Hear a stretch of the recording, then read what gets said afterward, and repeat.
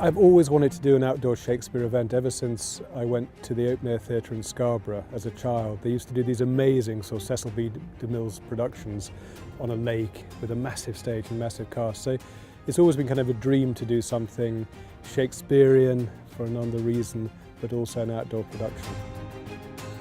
I think the plans to bring the Shakespeare Rose Theatre to York next summer are really exciting. I think this is a unique thing, not just for York, but for the rest of the UK.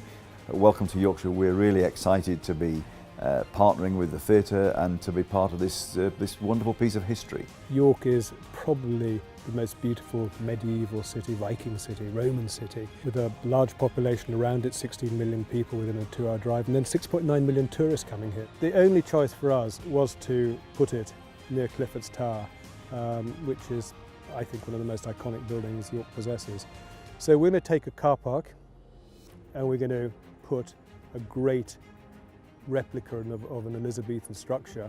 Rose Theatre will be constructed utilising layer system scaffold and staging equipment, approximately 15,000 square foot of cladding, 30,000 linear metres of tube. The equipment in total I would estimate weighs about 60 tonnes. We've got to build it in a 3-week period, so we would anticipate putting between 40 and 50 operatives on it.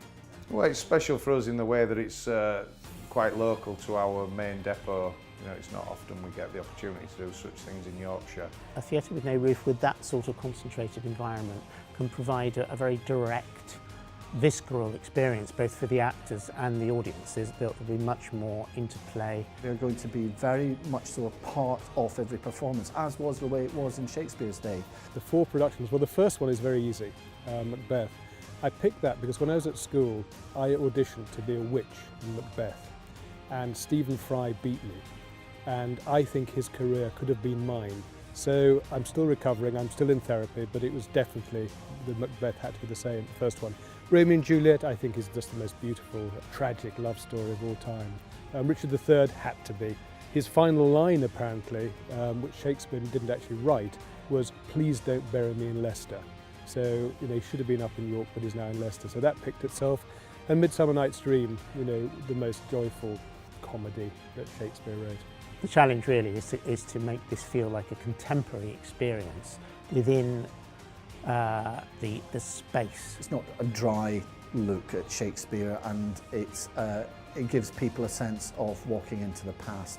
It should be a day out, it should be an experience. So not only can you go to the theatre to see wonderful events, you can sit and watch a free performance on a wagon. I mean, wagon performances were key to the early part of sort of theatre. There's going to be a food village put together by Brian Turner. It's just going to be a wonderful environment to sit and chill and then go to the theatre. So it's like a big free foyer for people. And it's never been done in this country or in Europe before, so a first for York.